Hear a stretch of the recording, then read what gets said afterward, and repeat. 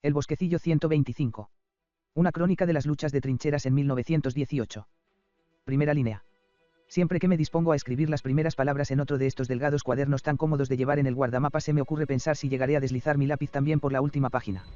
Tengo ya depositado en mi casa un buen número de ellos, llenos de apuntes sobre lo ocurrido en cada jornada, así como de breves consideraciones y croquis trazados con rapidez. Me ilusiona pensar que más adelante, en tiempos de paz, podré hojearlos con calma y, al hacerlo, recordar: así fue como pasaste tus días durante aquellos años tan especiales. Hay páginas en que la letra es calmosa, cuidada y está escrita con tinta. Enseguida sé, en ese momento te hallabas cómodamente sentado dentro de una de aquellas pequeñas casas de campesino, de Flandes o del norte de Francia, o bien te encontrabas en una posición completamente tranquila, delante de tu abrigo, fumando la pipa, y lo único que te molestaba era, a lo sumo, el zumbido lejano del último avión que realizaba su ronda vespertina.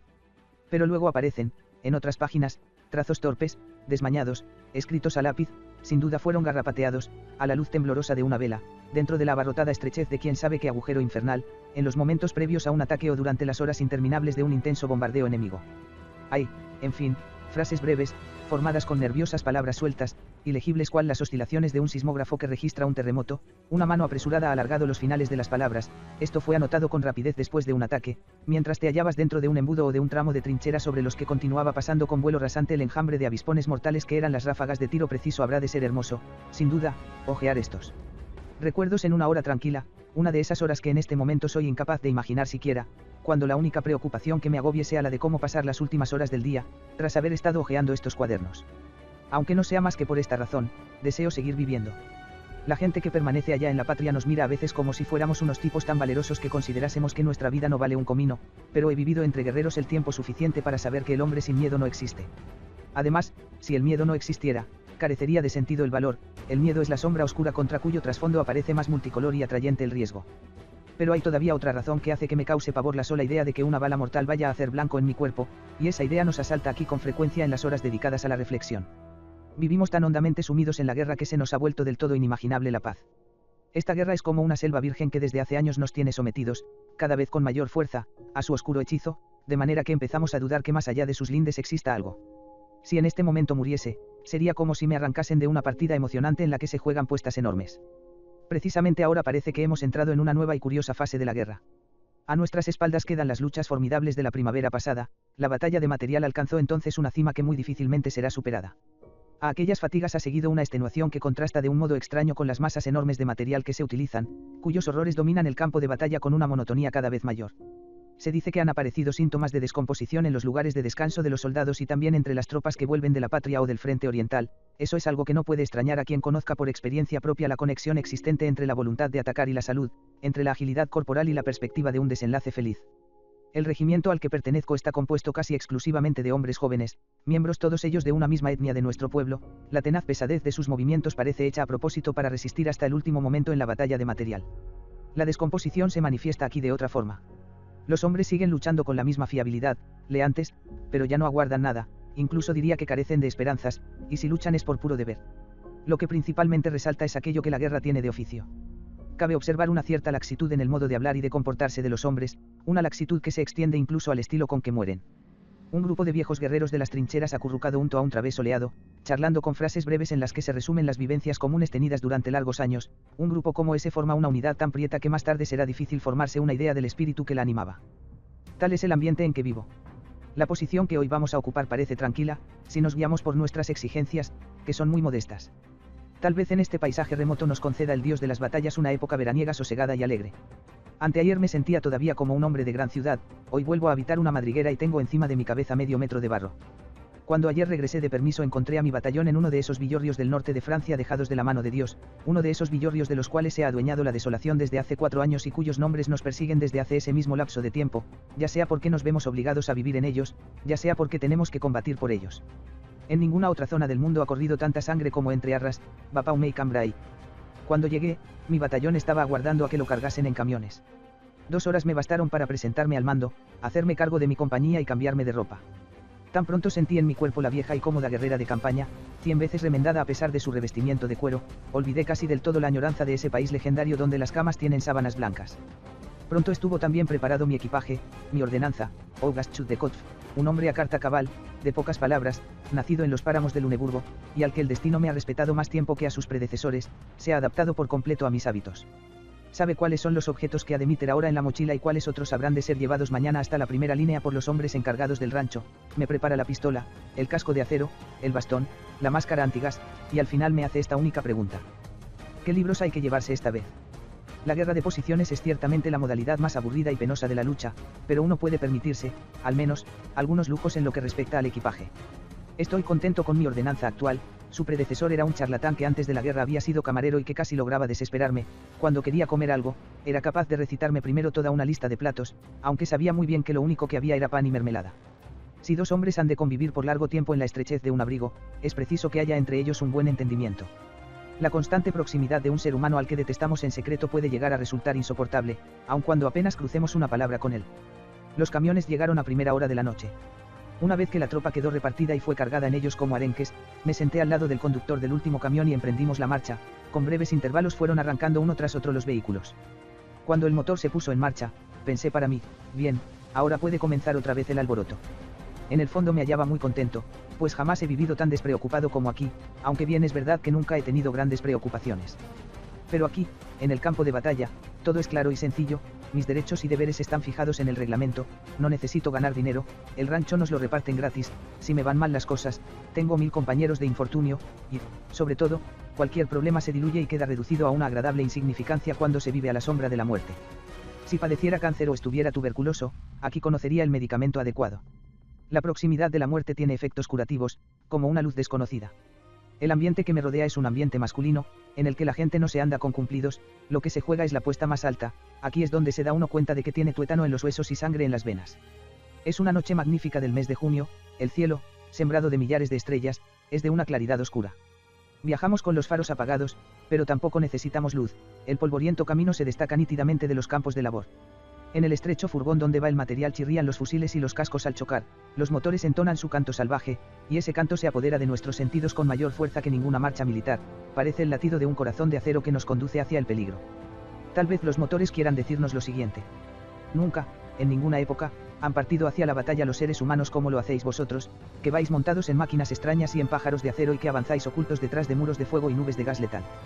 La Tierra ha engendrado animales terribles, provistos de fuertes defensas, pero ninguno ha sido tan peligroso como lo sois vosotros ni ha llevado armas tan terribles como las que vosotros portáis. Ningún escuadrón de caballería, ninguna nave vikinga se ha lanzado a un viaje tan audaz como el vuestro. La tierra se abre ante vuestro ataque, os preceden el fuego, el veneno y unos colosos de hierro.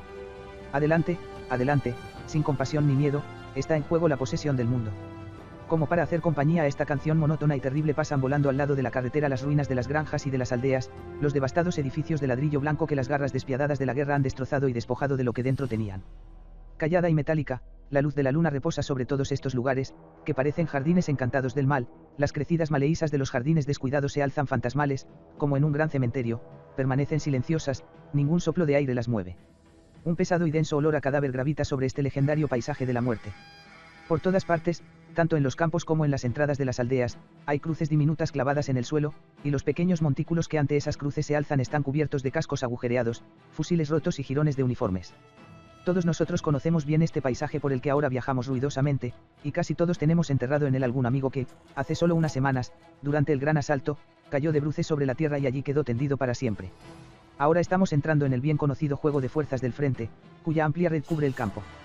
En un determinado momento tenemos que pararnos, para no delatarnos con nuestro movimiento, pues un avión invisible arroja desde las nocturnas alturas del cielo unos cohetes de combustión lenta provistos de paracaídas, parecen artificiales globos de fuego que se balancean por encima de la carretera.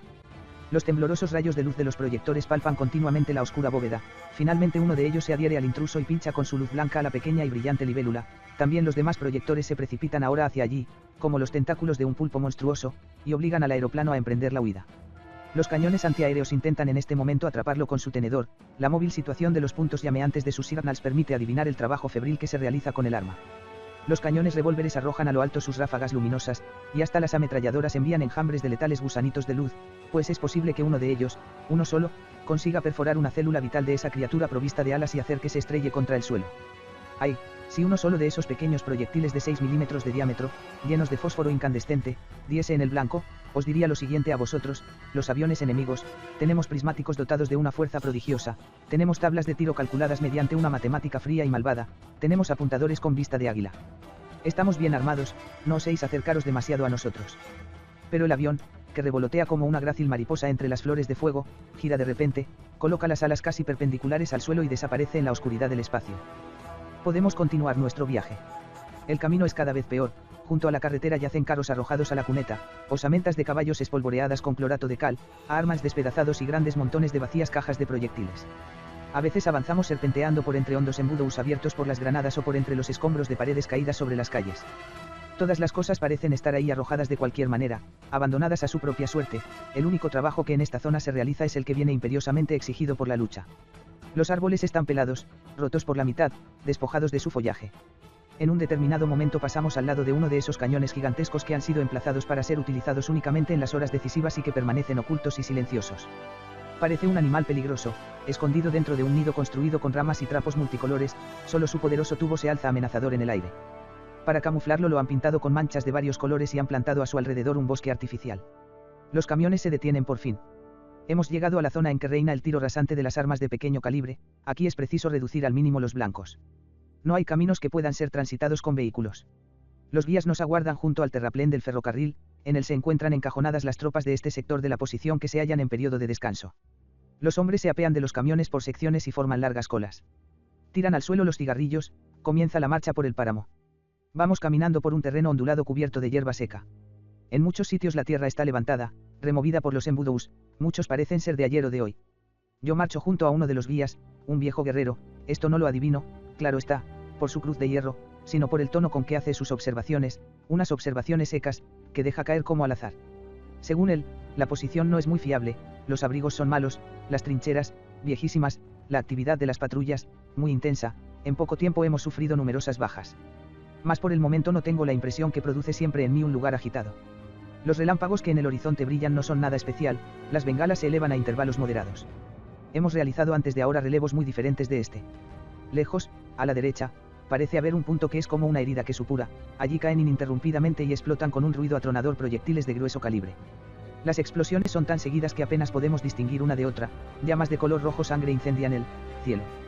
También deben de correr malos vientos hacia la izquierda, allá lejos, donde el frente describe una curva tan cerrada que casi parece quedar a nuestra espalda. Tal vez mañana el comunicado oficial del ejército, el periódico más grande y lacónico del mundo, vuelva a traer una breve noticia acerca de un aumento de la actividad de tiro en algunos sectores del frente. Pese a lo dicho, apremio a los hombres a que se den prisa, cuando se camina por un terreno desconocido hay que estar siempre preparado para las sorpresas. Puede ocurrir que de repente se desencadene un ataque artillero imprevisto. Cuando eso sucede, los guías se desorientan y hay que andar luego vagando toda la noche de un lado para otro, y a veces, como ha ocurrido a menudo, acaba uno metiéndose directamente en las trincheras enemigas. El rostro fiero del paisaje sugiere también a la imaginación una serie de imágenes terribles que el cerebro se afana de continuo en rechazar, pues no las considera creíbles. Esto resulta, a la larga, más fatigante de lo que se piensa. Por ello nos sentimos contentos cuando llegamos a la entrada de una arrasada aldea situada, según parece, inmediatamente detrás de la primera línea. Un sendero estrecho y batido serpentea por entre los restos de las casas de labor, los jardines, los setos. Las alucinaciones visuales son aquí especialmente intensas. La visión de este mundo de ruinas agobia el ánimo, este intenta completar lo que falta, reconstruirlo, y llena el espacio con apariciones singulares. Y así se alzan palacios resplandecientes, edificios claros, simétricos, o bien casas sombrías, bajas, que acechan en la oscuridad como tabernas de mala fama o molinos de ruidos, las formas fluyen, ondulan, se hunden, se transforman en otras diferentes. La pálida luz de la luna es la que, al parecer, hace surgir esa transparente música arquitectónica que envuelve los pensamientos y los atormenta. De las abandonadas moradas brota un hálito triste y fantasmal, un gran lamento parece haberse quedado rezagado entre las ruinas. Delante de la aldea se extiende un enorme campo de cráteres en el que los embudos se suceden sin solución de continuidad. Desaparecemos en un ramal de aproximación poco profundo, que a menudo se interrumpe, en él nos cruzamos con algunos pelotones que han sido relevados. Todos llevamos prisa y, al pasar, nos apretamos unos contra otros sin intercambiar una palabra. El tejido de las trincheras se vuelve cada vez más denso y enmarañado, de vez en cuando pasamos junto a abrigos de cuyas bocas hay una humareda producida por las fogatas encendidas en su interior. Atravesamos una trinchera enorme y bien construida, en la que se hallan de pie centinelas inmóviles, es la línea principal de resistencia. Luego viene la zona avanzada y ya hemos alcanzado nuestra meta. Ahí llega. Nuestro gozo ha sido prematuro, Todo marchaba bien hasta este momento. Y de repente me veo en cuclillas en un rincón de la trinchera, al lado del guía, y no sé bien cómo he llegado hasta aquí. Otra vez. Una ráfaga de shrapnels cuya presión desgarra el aire con un chirrido, llamaradas deslumbrantes a muy poca altura del suelo, explosiones, enjambres de balines silbantes, objetos que se estrellan contra el barro, y todo ello al mismo tiempo. Una humareda penetrante, que huele a quemado, recorre la trinchera. A nuestras espaldas, gritos, insultos. Una figura humana que porta todo su armamento tropieza en mi cuerpo, se levanta, sigue corriendo. De lo oscuro surge Chudekotf y recoge del suelo mi casco de acero. Parece que también esta vez hemos salido bien librados. Al pasar examino de nuevo el rincón protector y compruebo que los pocos segundos de que dispusimos nos bastaron para descubrir el lugar más seguro y sacar provecho de ese descubrimiento. Ya no faltan más que unos pocos pasos para alcanzar la meta. Mi acompañante se para delante de un agujero abierto en la tierra, una lona de tienda de campaña, desgarrada y agujereada por los cascos de metralla, hace las veces de cortina. En el primer marco de madera de la galería está clavada una delgada tablilla, jefe de la compañía. Abajo se distingue un débil resplandor. ¿Qué pasa? El relevo. El relevo. Ruidos confusos resuenan en la parte de abajo. Desciendo contorsionándome, me siguen Chudekotf y los enlaces, que han dejado fuera su equipaje. Abajo encontramos la estampa habitual, una mesa diminuta, unos asientos, cajas llenas de granadas de mano, un hornillo de latón y 3 camastros con somier de tela metálica empotrados en la pared. Entre 2 maderos del revestimiento de la galería está clavada en el barro una bayoneta, en cuyo puño brilla la luz temblorosa de una vela, de un alambre cuelgan las pistolas de señales y un buen número de granadas de mano. En un hueco se encuentra el teléfono, sellado, solo está permitido usarlo cuando hay que informar de un ataque enemigo. Este es uno de los muchos agujeros donde habita desde hace años, como si fuera su casa, la juventud de los pueblos, una de las muchas fortalezas viviendas llenas de humo que con bastante frecuencia se han convertido en ataúdes. Mi predecesor, un sargento en funciones de alférez, se sienta a la mesa, está ya preparado, lleva apretado el cinturón y tiene puesto el casco en la cabeza. Un saludo breve y también yo me siento a su lado para hacerme cargo del sector. Sé muy bien que la gente desea abandonar lo antes posible la trinchera cuando ha pasado una larga temporada en la posición. Me hace entrega del memorando de instrucciones sobre el sector, también me pasa las fotografías aéreas y un mapa de la posición, los enlaces realizan entre tanto el recuento de la munición de reserva. Mientras nos hallamos aún comentando algunos detalles aparecen los 3 enlaces de las secciones y nos alargan unas papeletas, en ellas está escrito que el sector ha sido entregado y recibido de acuerdo con lo que ordena el reglamento. A una de las papeletas le han sido añadidas estas palabras: 2 hombres heridos levemente durante el relevo. Así, pues, el pequeño ataque artillero de antes nos ha ocasionado algunos arañazos. Ahora podemos escribir también nosotros una papeleta similar y reexpedirla al batallón, tras haber puesto en ella 2 firmas. Hemos acabado, mi predecesor me desea unos días tranquilos y se despide. Al llegar arriba se vuelve y me habla de una barricada transversal que ha empezado a construir. Conozco lo que son esos sentimientos con respecto a una posición a la que, a pesar de todo, queremos, es mucho lo que en ella hemos trabajado y hemos estudiado tan a fondo sus posibilidades que casi hemos llegado a familiarizarnos con ella como si fuera un ser vivo. Estos sentimientos eran aún más pronunciados en otros tiempos, antes de la batalla del Somme, cuando todavía habitábamos trincheras enormes, unas trincheras que habíamos excavado durante largos meses, que luego habíamos reforzado con hormigón armado, y que, por fin, habíamos completado con pasillos subterráneos de comunicación. Por fin estoy solo. Enciendo un cigarrillo y subo otra vez para echar un vistazo al paisaje nocturno. La luna se ha ocultado, oscura y silenciosa se extiende a mi alrededor la superficie de la que acabo de hacerme responsable mediante una simple firma, un terreno de 1000 pasos de largo por 500 de ancho. Hay en él una maraña de cavernas y zanjas de comunicación donde en este momento acechan 150 hombres armados, la mera presión de un dedo puede hacer que delante de este terreno surja una cortina de llamas. Este pedazo de tierra, que en cualquier momento puede transformarse en un cráter ardiente, es el campo que ahora nos toca labrar a nosotros y en el que tal vez quedemos enterrados como semillas. Detrás, hacia el este, queda la patria, su voluntad de vivir se encarna en nuestra voluntad de morir.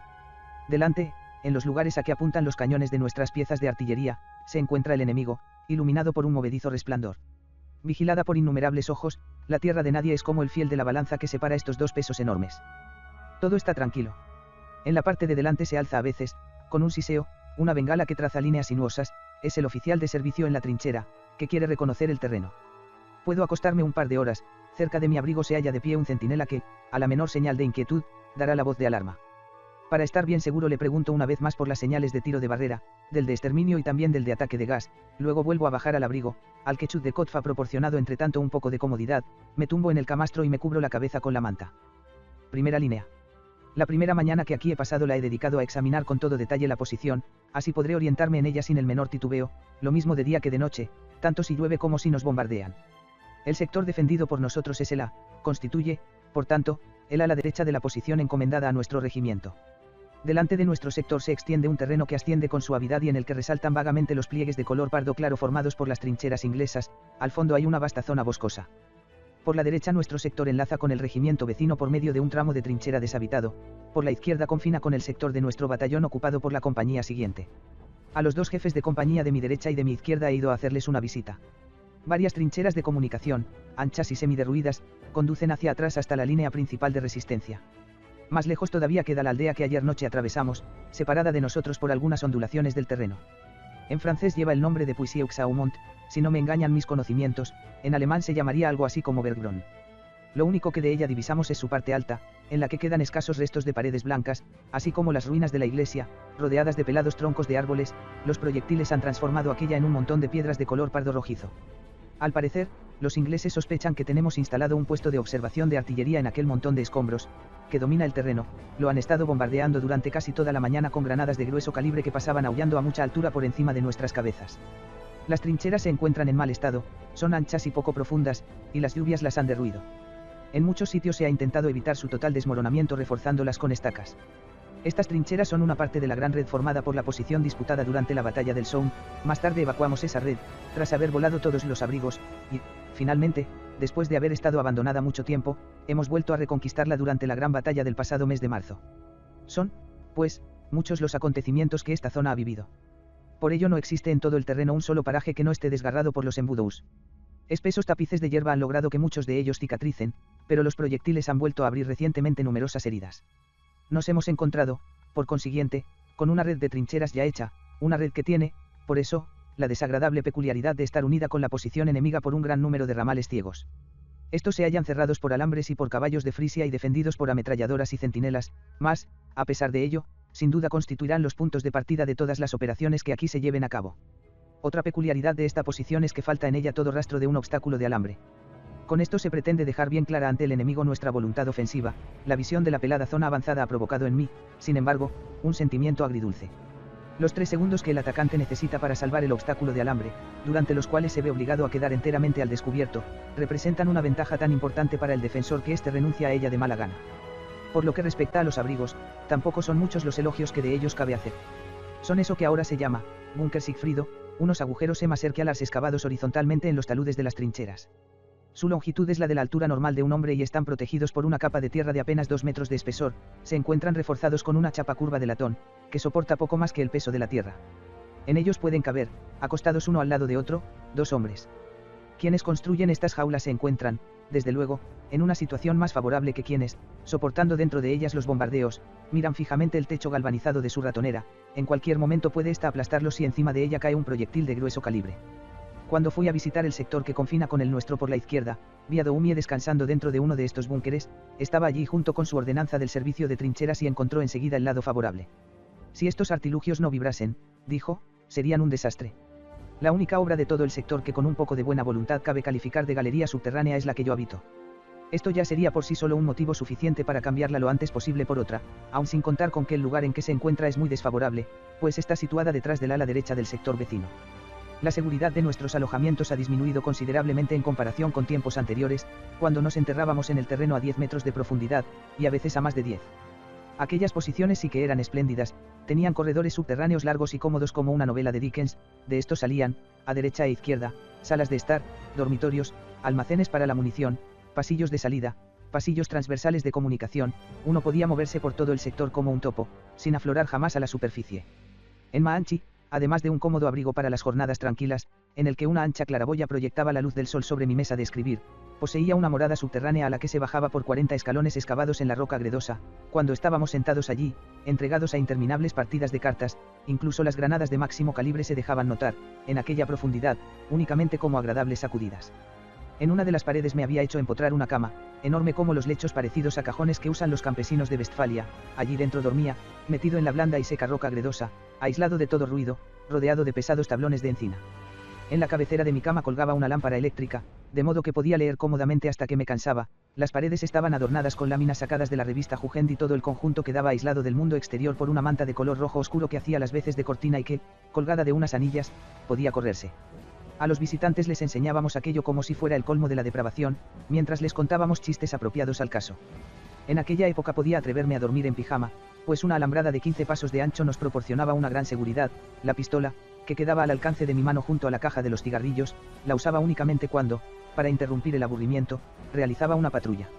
Aquella sí que fue una época estupenda. Ahora, en cambio, la guerra se ha vuelto más móvil, y trabajos como aquellos no merecen la pena. Es preciso confesar, además, que cuando comenzó, con la ofensiva de Verdún, la serie de las grandes batallas de material, era demasiado grande el contraste entre el seguro cobijo proporcionado por aquellas gigantescas galerías subterráneas y, por otro lado, la trinchera de lucha, que era asolada por los lanzallamas y arrasada por los impactos de las granadas.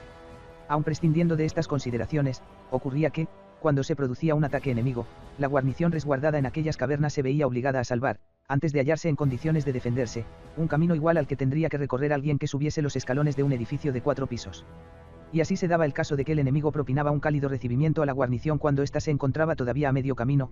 Tal recibimiento consistía en granadas de mano y tubos incendiarios, sin que la guarnición pudiera defenderse. Esto ocurría sobre todo cuando los centinelas apostados se habían desangrado hacía ya rato, sin que nadie de los de abajo sospechase nada. Todo esto trajo consigo que cierto día, tras un descalabro especialmente penoso que sufrimos en las alturas de Vimy, apareciese una instrucción del ejército que ordenaba volar todas las galerías subterráneas existentes y prohibía que en la primera línea se excavasen en lo sucesivo abrigos de más de 2 metros de profundidad. Quien conoce las cantidades de proyectiles arrojadas permanentemente contra las trincheras, en bombardeos que a veces duran semanas enteras, sabe lo que esa férrea orden significa. Pues tener que aguantar el fuego en cuclillas sin ninguna clase de protección, ser bombardeado ininterrumpidamente con proyectiles de tal calibre que uno solo de ellos bastaría para arrasar una aldea de medianas dimensiones, tener como única distracción la de contar maquinalmente, medio enloquecido, el número de proyectiles disparados, eso representa una prueba tan dura que casi alcanza los límites de la capacidad humana. La mencionada orden, que ha arrojado al fuego, sin la menor protección, a centenares de millares de hombres, encierra en sí una de las más grandes sentencias de muerte nunca dictadas. Pero nuestra época trabaja con medios poderosos, y, cuando se combate por un espantoso campo de escombros en el que se enfrentan dos imágenes del mundo, lo que importa no son los millares de seres humanos que tal vez podrían ser salvados de la destrucción, lo que importa es que la docena de hombres supervivientes se halle lista en el lugar preciso y pueda arrojar en un platillo de la balanza el peso decisivo de sus ametralladoras y granadas de mano. Tras regresar al abrigo he estado estudiando el memorando de instrucciones sobre nuestro sector. Estos memorandos se parecen a esos cuadernillos, sucios de aceite y hollín, que en los talleres cuelgan de un clavo cerca de las máquinas y que se titulan, Prevención de accidentes, solo en un acceso de aburrimiento los toma uno de donde están. Este de aquí es instructivo, pues ha sido redactado hace poco y procura aprovechar la experiencia de los últimos ataques. Lo que pretende es dar mayor profundidad a la defensa. El atacante no debe encontrar ante sí ni una línea ni una serie de líneas, sino un espacio de fuego en donde quede paulatinamente paralizada su fuerza. El memorando da a ese espacio el nombre de zona avanzada. Esta se extiende desde las primeras trincheras de los centinelas hasta la línea principal de resistencia. Nosotros somos, por tanto, una parte de la guarnición de la zona avanzada, y, en el caso de un ataque serio, hemos de replegarnos luchando hasta la línea principal de resistencia. Nuestra misión equivale a la de un rompeolas que fragmenta y atenúa el choque de la ola que llega hinchada, antes de que vaya a estrellarse contra el bastión. Primera línea. En la mañana de hoy me he mudado a un abrigo que descubrí ayer mientras andaba vagando por la maraña de abandonados ramales ciegos situados detrás de la primera trinchera. Para que pusiera orden en el abrigo envié por delante a Chudekov, luego el traslado se ha realizado con mucha rapidez. Poseo ahora, en consecuencia, una auténtica vivienda veraniega. Es una guarida antigua, que no tiene ni escalones ni puerta y que tal vez fue construida ya a finales de 1914, parece haber estado olvidada durante mucho tiempo. El único mueble que dentro de ella hay es un banco medio podrido, construido con 3 tablas delgadas, he dispuesto encima de él una capa de hierba, su agrio aroma, debido a la fermentación, llena ya en estos momentos la atmósfera. Una vez que Chudekov barrió y arrojó fuera, sirviéndose de la rama de un árbol, una docena de oxidadas latas de conserva, unas cuantas botellas vacías, restos de periódicos rotos y toda una tropa de grandes cárabos de color azul acerado, tomé posesión de esta cabaña de Robinson en la que el sol se cuela a través de una cortina multicolor fabricada con enredaderas y epítimos. Dentro de ella me sentí muy a gusto. Con poco esfuerzo podemos hacer habitables también los alrededores. Junto a la entrada hay, por ejemplo, una cavidad excavada en el talud de la trinchera, basta con tallar en forma apropiada sus bordes para que sea posible colocar dentro de ella una mesa o un banco, que construiremos con maderos de los que se emplean para revestir las galerías, estarán tan bien hechos que no los habrá mejores en ningún lugar de veraneo. Justo detrás del abrigo fina granada de grueso calibre ha abierto un embudo enorme, mandaré construir hasta él un pequeño pasillo de comunicación así podré tostarme al sol sin que me moleste el ajetreo, que pronto empezará, de las idas y venidas de los enlaces.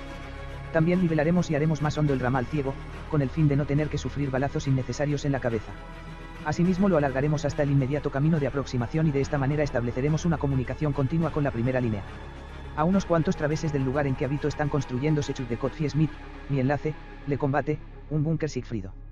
En las proximidades emplazaremos un grupo de ametralladoras, así tendremos algo importante que decir en las luchas por la posición, sobre todo porque nos encontramos en un sitio elevado desde el que se domina el terreno. Apenas nos damos ya cuenta de hasta qué punto estamos absorbidos por la lucha. Y, sin embargo, cuando caminamos, tenemos a cada paso conciencia de la amenaza. Aunque casi no prestamos atención a ello, una prudencia latente divide el suelo que pisamos en zonas claras y zonas oscuras, en campo expuesto a los tiros y campo a cubierto. De esta manera nos movemos en la naturaleza como animales que abandonan sus madrigueras y que en todo momento procuran permanecer invisibles ellos mismos y también divisar la mayor extensión posible de terreno. Si en otro tiempo, cuando nos instruían en los movimientos tácticos, nos resultaba difícil imaginarnos dentro de la realidad de la guerra, ahora sucede lo contrario. Esa realidad nos envuelve con tanta fuerza que lo que nos cuesta trabajo es ver el campo con los ojos de un paseante. Y así, hoy he tenido casi que forzarme a mí mismo para mirar la zona que habitamos, no como un terreno de lucha, sino como un paisaje, tal como lo contempla el hombre que por él pasea. Me gusta mucho hacer esto, pues de esa manera resalta con mayor nitidez lo que de prodigioso y único hay en nuestra situación.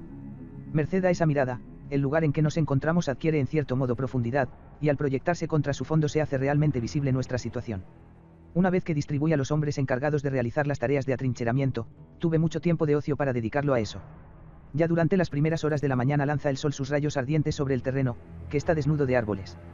Los campos, sobre los cuales no ha pasado la guadaña desde hace años, se encuentran enteramente cubiertos de flores silvestres, los aromas que de estas se desprenden penetran en las trincheras como un baño hirviente compuesto de millares de esencias aromáticas mezcladas, estos aromas volátiles se funden con el áspero tono fundamental del olor de la hierba, retorcida y ensortijada por el tórrido calor. El ejército de los insectos está animado por una loca alegría, una vitalidad desbordante se ha apoderado de él. El sentido, el auténtico contenido del paisaje parece residir en ellos. Nubes de alas cristalinas cubiertas de escamas multicolores danzan por encima de las trincheras, sus infinitos zumbidos, chirridos y crujidos producen adormecimiento, son como un gran canto que uno olvida cuando se entrega a sus sueños. El aire vibra de colores múltiples y ardientes, se parece a la película que se forma sobre el plomo fundido, su esmalte es interrumpido únicamente por el color pardo terroso de los innumerables embouts. En el horizonte brillan las ruinas de Puisieux, al mirar esos restos de paredes blancas, despojados de sus techos y rodeados de esqueletos de árboles, uno podría llegar a creer que se encuentra en medio del desierto y es sorprendido por el espejismo de un oasis muerto y fantasmal. Hasta donde la vista alcanza, no hay la menor señal de la vida, también la muerte parece haberse ido a dormir. La calma del frente al mediodía es interrumpida apenas por el disparo de un fusil. Ningún sonido, ningún movimiento delata que aquí están ocultos regimientos enteros. Parece haber una paz profunda, y solo la naturaleza habla consigo misma. Y, sin embargo, los ojos no pueden dejar de ver el conflicto que desgarra esta región, tan apropiada para que en ella se siembre y se recojan cosechas. Sin duda se encuentra en el límite entre Artois y Picardía, dos condados ricos y antiquísimos, cuya población combina en su forma de ser la fogosidad de los galos y la gravedad de los flamencos. Es un terruño viejo que da cosechas abundantes y generosas, una llanura vasta y amena que a veces se eleva en pequeñas ondulaciones, rica en aguas y cubierta de poblaciones muy próximas entre sí. Los parques de las innumerables mansiones señoriales, en torno a los cuales se cierne todavía un hálito de ancien régimen, están diseñados en parte con aquel estilo ligero y monumental propio de los jardines trazados por Le Nôtre, aunque es posible que, desde hace ya mucho tiempo, quien en ellos pase sus veranos sea un industrial o un banquero de París. Las iglesias, pequeñas y numerosas, que en otro tiempo gobernaba y vigilaba con dulzura Fenelón desde su sede arzobispal de Cambrai, están siempre abarrotadas los domingos. Las poblaciones, en las que la vida se entrega a cavilaciones pesadas y gratas, muestran todavía la misma faz adormilada bajo la cual supieron encontrar los Balzac y los Stendhal unas pasiones tan ardientes y unas intrigas tan complicadas como las que se dan en cualquier parte del mundo. Pero ahora han quedado borradas todas esas cosas, como si fueran una frágil pintura al pastel. Un buril de acero ha dejado inscritas sus rayas en este país, desde aquí hasta Flandes allá abajo y hasta los Vosgos allá arriba. En sus campos se han alzado bastiones y en las derruidas aldeas están preparados y a punto cañones poderosos.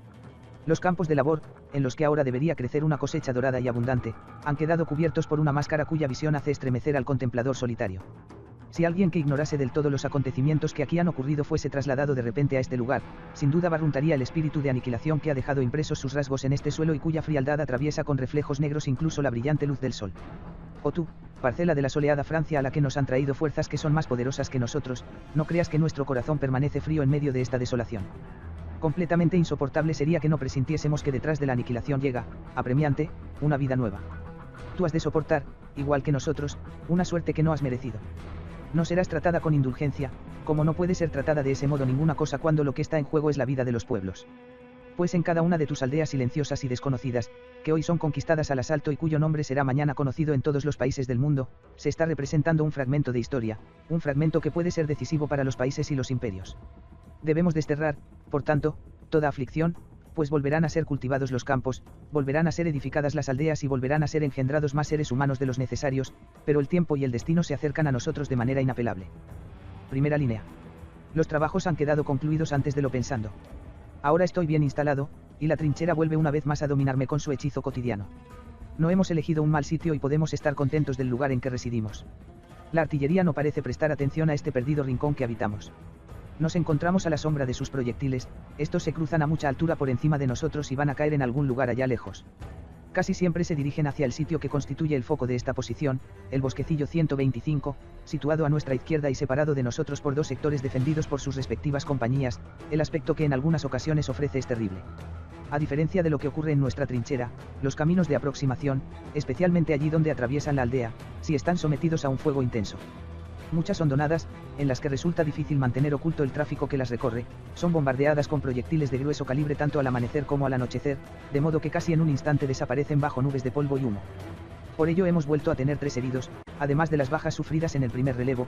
Los 3 han sido alcanzados por las balas cuando transportaban el rancho. Peor aún es la aparición de una grave gripe, cuyos virus provienen de las trincheras enemigas. Es una gripe que deja extenuadas a sus víctimas de un día para otro y las hace inútiles para el combate. Casi todas las mañanas nos vemos obligados a enviar a la retaguardia a 2 o 3 hombres que, febriles y apáticos, permanecen acurrucados en sus búnkeres y a los que, sin duda, no volveremos a ver pronto. Si las cosas siguen así, habremos de reducir el número de las guardias, una medida arriesgada, pues no tenemos delante de nosotros ninguna alambrada que obstaculice el paso al enemigo. Como ya he dicho, tengo la impresión de hallarme en la trinchera desde hace ya varios meses. El gran ciclo está regulado de la manera siguiente: cada compañía permanece 6 días en la zona avanzada, 2 días en la línea principal de resistencia, en la que hay numerosas y bien construidas galerías subterráneas, y luego 4 días en periodo de descanso junto al terraplén del ferrocarril de Achiet, allí donde, la primera noche, nos estaban aguardando los guías. El periodo más fatigante es el que pasamos en la zona avanzada. Mañana tendremos a nuestras espaldas uno de esos periodos, pues en la línea principal de resistencia apostamos pocos centinelas. Con pequeñas variaciones, mi jornada transcurre de la manera siguiente. A las 5 de la mañana me despierta Chut de Kotf, que ha regresado ya de Puisieux. Cada madrugada el carro de la cocina acerca hasta la salida de esa aldea el café, el agua, las raciones y el correo a los hombres encargados del rancho, que allí aguardan impacientes en la oscuridad. Me levanto de un salto y solo necesito dar un paso para estar en la trinchera. Sobre una banqueta de barro está preparado el casco de acero, lleno de agua. A su lado se hallan el vaso de beber y los útiles necesarios para el aseo. Tras haberme refrescado me siento afuera, en el banco, y bebo con toda calma el café. Por desgracia, no son muchos los elogios que de él pueden hacerse. Tampoco la ración es demasiado seductora. En los últimos tiempos nos reparten con el pan una pasta gris hecha de fibras de carne molidas. Esta pasta representa, de todos modos, una cierta mejora, si se la compara con la masa amarillenta que antes nos daban y a la que pusimos el nombre de grasa de mono. Se murmuraba que la extraían de las cabezas de los arenques. Con todo, es preciso cuidar esa pasta con tiento, pues las grandes moscas brillantes que tanto abundan en esta zona andan como locas tras ella y aprovechan cualquier ocasión para depositar allí sus rojizos paquetes de huevos.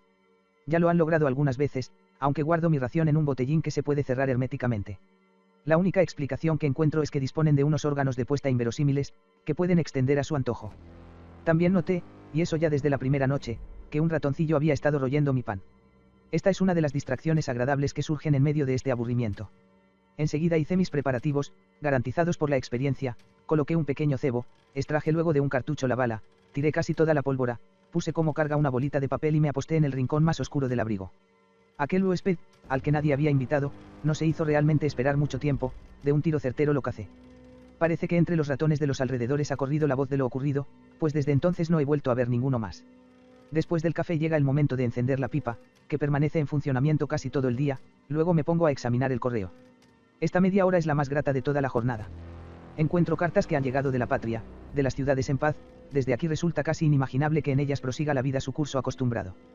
Uno recuerda el último permiso, y pronto surge una imagen agradable, la de una tarde pasada ociosamente caminando por el adoquinado frío, regado poco antes, de la calle de una gran ciudad. Más tarde le llega su turno al periódico. Estudio con suma atención la política, que, según Clausewitz, nosotros continuamos aquí con otros medios. Los cañones inician casi siempre sus juegos mientras estoy entregado a esta apacible lectura matutina. Los proyectiles de grueso calibre recorren sus trayectorias a tal altura que el ruido producido por su vuelo llega hasta aquí abajo como un susurro prolongado.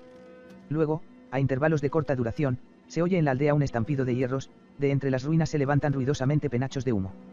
También en el bosquecillo hay mucha animación. Allí explotan 2 o 3 minas de grueso calibre, y es como si unas montañas se estrellasen contra la tierra. Nuestra artillería envía su respuesta, disparos golpeantes, retumbantes, seguidos de un canto estridente y ponzoñoso que sisea a lo lejos y que tal vez se dirige hacia Fouquevilliers o hacia la granja del Seto, que está en ruinas. En nuestros mapas están marcados esos lugares como los emplazamientos de las baterías enemigas. El viento trae el ruido sordo y débil producido por las explosiones. Nubes de shrapnels, semejantes a tapones de algodón, se deshilachan mientras tanto sobre el terreno. Sus explosiones suenan a hojalata y las pequeñas llamaradas parecen inofensivas, pero quien se ha encontrado ya alguna vez dentro de su silbante cono sabe que son artefactos peligrosos, hechos a propósito para alcanzar blancos móviles. Por encima de mi abrigo se han puesto entre tanto a revolotear unas mariposas doradas y unas libélulas azules, se posan junto a los verdosos charcos de fango que hay en los embudos abiertos por las granadas. Una bandada de alondras comunes trina su despreocupada canción. Estoy sentado en mi banco, y tampoco yo permito que ninguna de esas cosas me importune, pues, desde hace ya mucho tiempo, los ruidos de la guerra se me han vuelto tan familiares como los campanillazos de los tranvías o los bocinazos de los automóviles en una gran ciudad. Solo alguna vez, cuando en las cercanías resuena una explosión especialmente violenta, me alegro de haber elegido aquí un rincón tan tranquilo. Se nota la guerra larga.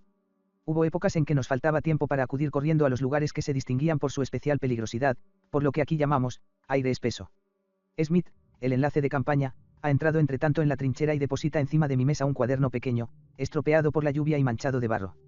Es el cuaderno de partes del oficial de servicio en la trinchera. Siempre que se produce un relevo, se entrega al sucesor ese cuaderno junto con la pistola de señales.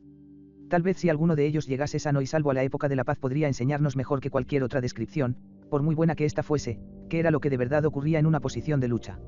Debajo de la fecha están anotados, cada 2 horas, con una letra cambiante, casi borrada por la lluvia, unos datos escuetos que se refieren al tiempo atmosférico, a los disparos, a los ruidos, a la actividad del enemigo y a los acontecimientos especiales. Con estos datos compongo un informe sucinto que el enlace de combate lleva al puesto de mando del batallón, es lo que se llama parte matutino. Cuando leo el cuaderno, claro está que no hay en él nada que me cause sorpresa, cualquier suceso importante me lo habrían comunicado de manera inmediata. Luego me pongo el casco de acero, me abrocho el cinturón y marcho a la trinchera. En ella reina una gran actividad. En unos lugares distribuyo o reviso los trabajos, en otros interrogo a los centinelas, hago diversas rondas, mientras las realizo voy siempre acompañado por el oficial y el suboficial de servicio, y durante ellas inspecciono todos los rincones de la maraña de la trinchera. Una parte de la tropa está ocupada en acarrear cosas, clavar puntas, realizar trabajos de fortificación, otra se encuentra sentada al sol delante de sus agujeros y se dedica a remendar la ropa o a limpiar las armas. De otros hombres lo único que puede verse son las claveteadas suelas de sus botas, yacen en sus búnkeres como panes en un horno y descansan ante la guardia nocturna. Casi todos tienen rostros juveniles y flacos, pero tostados por el sol, sus ojos son claros. Desde que se introdujo la máscara antigas han desaparecido las largas barbas que muchos llevaban antes, es probable que se las dejasen para rendir un piadoso homenaje a sus abuelos de 1871. Los rostros delgados, trabajados, que quedan medio tapados por la sombra de los grandes cascos, resultan así más apropiados a las cosas que aquí nos traemos entre manos. Es difícil imaginarse a un lanzador de granadas con un cerco de barbas parecidas a crines. A esta hora suelen aparecer los mandos, los oficiales de Estado Mayor y los especialistas. Los artilleros tienten sus hilos de alambre, señalan puntos del terreno y regulan el tiro, el suboficial médico se fija en las letrinas, el oficial de protección contra los gases examina las máscaras, los cartuchos respiratorios, los aparatos de oxígeno. Con toda esa gente me veo obligado a entrar en contacto y, si entre ella hay superiores, me presento y luego los acompaño hasta el límite del sector. Así transcurren volando las horas de la mañana. También yo visito con frecuencia a los jefes de las secciones y de las compañías vecinas, estamos unidos en parte por numerosos recuerdos. Como son muchas las bajas que sufrimos, una y otra vez aparecen rostros nuevos, pero asimismo se presentan viejos conocidos que han estado algún tiempo heridos y regresan ahora de los hospitales.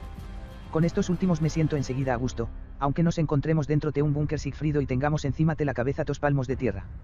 Hemos estado sentados juntos dentro de viviendas de campesinos de Lorena, hemos bebido juntos en tabernas de Flandes, hemos pasado juntos unas cuantas horas alegres en un bar de Bruselas.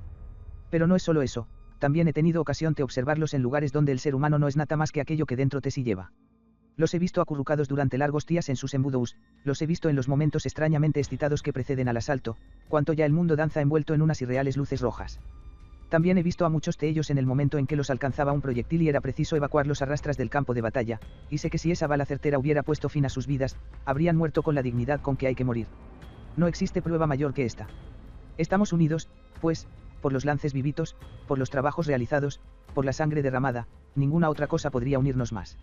Hay entre ellos tipos magníficos, unos son taciturnos, tranquilos, otros tienen tal aire de superioridad y de finura que parecen tocar con guantes la basura de la trinchera, otros, en fin, son gente ruta, salvaje, de modo que solo resultan imaginables entre hombres, pero en todos hay la misma energía viril. Por ello, también las conversaciones son casi siempre sosegadas, escuetas, para entendernos necesitamos pocas palabras. Cuánto me paro a pensar en el ambiente en que me encontraría ahora de no haber estallado la guerra, cuánto me imagino que estaría encadenado a una profesión, rodeado de trepadores, o pertenecería a un cuerpo de oficiales en tiempo de paz, o a una asociación estudiantil, o me hallaría rodeado de literatos en un café lleno de humo. Creo que al cabo de 6 meses habría echado todo a rodar para marcharme al Congo, o al Brasil, o a cualquier otro lugar en que esa gente no hubiese estropeado aún la naturaleza. La guerra, que tantas cosas nos quita, es generosa en este aspecto, nos educa para una comunidad masculina y vuelve a situar en el lugar que les corresponde unos valores que estaban semi-olvidados. Entre tanto el sol ha ascendido en el cielo y cae ahora vertical sobre la trinchera, dentro de ella hace un calor asfixiante. Como he andado corriendo de un lado para otro, me siento fatigado y me entran ganas de volver a mi abrigo. Me he alejado mucho de él y regreso orientándome a tientas, atravesando una maraña de zanjas de comunicación abiertas a campo traviesa. No resulta nada fácil orientarse en este lugar, hace falta para ello un sentido que se va adquiriendo poco a poco. Por fin he llegado, bebo el café, ahora frío, que ha quedado de la mañana y con él como un pedazo de pan. Luego extiendo una manta en el fondo del gran embudo situado cerca del abrigo, pues suelo dormir la siesta tomando un baño de sol, aunque corro peligro de tener que salir a escape, vestido con un uniforme muy poco reglamentario, en el caso de que se produzca un repentino ataque artillero. Luego, una vez que ha refrescado un poco, me siento a mi mesa y lo primero que hago es estudiar una gran carpeta que contiene múltiples circulares, cartas y órdenes que regulan tanto el servicio interno como el contacto con los puestos de mando. Desde la oficina de la compañía me han enviado esa carpeta por la mañana, con el carro de la cocina, a ese mismo lugar regresará a última hora del día. Más tarde, con toda comodidad, escribo mis apuntes personales, o leo, o bien mato el tiempo, hasta que llega el momento de la ronda vespertina, con ocupaciones de toda índole, a menudo muy pueriles, como por ejemplo, la caza de ratones. He colocado juntas numerosas botellas vacías, como si fueran bolos, y contra ellas lanzo pesadas granadas de mano inglesas de la marca Millu. Cuando doy en el blanco, el ruido se asemeja al que produciría un almacén de objetos de vidrio al derrumbarse. También me organizo pequeños fuegos artificiales, para ello empleo pólvora, detonadores de bengalas luminosas y papel. Cuando la detonación es demasiado violenta, Chudekotv, el hombre siempre taciturno, saca de su búnker, en el que suele pasar durmiendo las tardes, su plana cabeza y hace gestos de desaprobación, parece un topo asustado. A la hora en que el sol se pone, en el momento en que sobre la parte de atrás se desencadenan violentos ataques artilleros por sorpresa y el último avión traza sus círculos por encima de nuestra posición en medio de las nubecillas de los proyectiles, realizo una breve ronda por la trinchera, en donde ya la vida comienza a despertar. Se oye el tintineo de las cacerolas y pronto salen para sus puestos los primeros centinelas nocturnos. En esos momentos hablamos en voz baja, con precaución, no porque preveamos sorpresas desagradables especiales, sino porque una larga experiencia nos ha enseñado a estar espontáneamente más despiertos a esa hora. Todo se halla en orden, regreso a mi abrigo para redactar el parte vespertino. Las horas fijadas aquí para enviar los partes resultan cómodas. En muchas posiciones, antes, teníamos que redactar 4 informes diarios, 2 de ellos en plena noche. Cuando pienso en esto recuerdo siempre a un viejo guerrero al que tales cosas molestaban especialmente. Hace años que ese hombre se encuentra prisionero de los ingleses. Una noche se sentó a la mesa y escribió lo siguiente: por lo que se refiere al enemigo, ninguna novedad todavía. Solo una ametralladora ha estado balando débilmente. En el abrigo del jefe de la compañía, ligero tintineo de vasos. Cuando se ha hecho tan oscuro que apenas se divisan los taludes de la trinchera aparece Chudekotv con la cacerola del rancho. A menudo ha estado expuesto al fuego enemigo durante el camino de vuelta, pero jamás ha derramado una sola gota, es dificilísimo hacerle perder la calma. Después de la cena subo al techo de mi abrigo, junto a este se encuentra ya un centinela de alarma. Desde allá arriba echo una mirada al oscuro terreno. La danza de las bengalas luminosas está en pleno apogeo, una ametralladora deja oír de vez en cuando su tableteo y sobre la hierba pasa entonces, con un chirrido agudo y cortante, un cordón de balas. Los alrededores están ahora llenos de seres humanos al acecho, la noche se extiende amenazadora sobre el paisaje. Fiel a una vieja costumbre, busco con la mirada a mi multicolor amiga, la estrella Orión, allí está, esperemos que en el invierno no sea posible vernos de nuevo.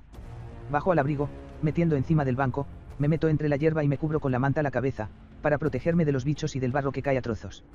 Me duermo, y tengo un sueño agitado, solo en este ambiente son imaginables los sueños que aquí tengo, poblados de seres fantasmales. A veces me despierto asustado, oigo las cantarinas trayectorias de los proyectiles allá arriba en los aires, y abajo, en la tierra, unas sacudidas sordas, pesadas.